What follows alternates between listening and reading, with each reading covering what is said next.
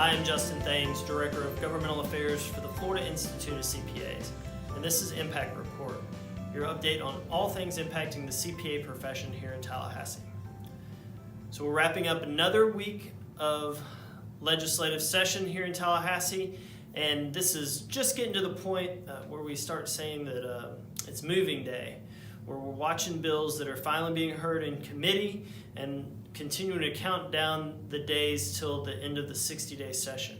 So this week we saw a number of issues kind of move forward that we've been tracking. I'm going to run through them relatively quickly. You'll see we've added some new bills to our bill tracker, and we'll continue to do that as we see more issues begin to take shape. Like I mentioned last week, we've sent out a lot of bills to our substantive committees for their review and feedback. We're continuing to get that feedback in, so we'll have more to update you as we go along. But let's get straight to the bills that have been moving this week.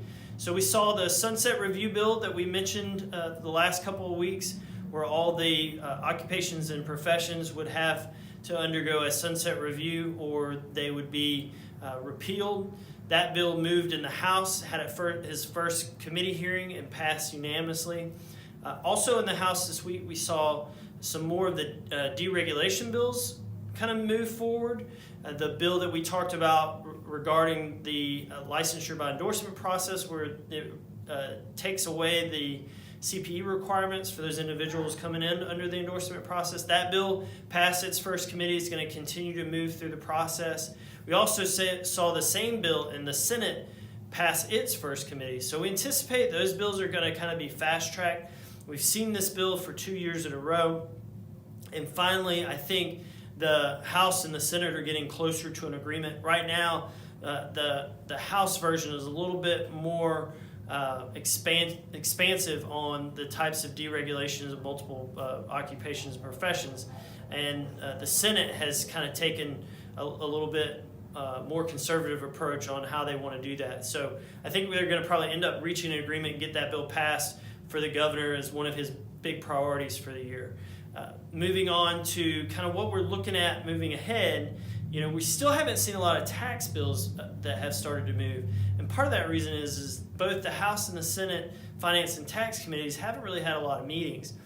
We thought that there would be some this week. They didn't meet, and so we're looking for next week for both of those committees on the House and Senate side to meet so we can kind of get an idea of what is going to eventually become the tax package. So we'll keep you updated next Friday on the progress there. We anticipate that they will meet.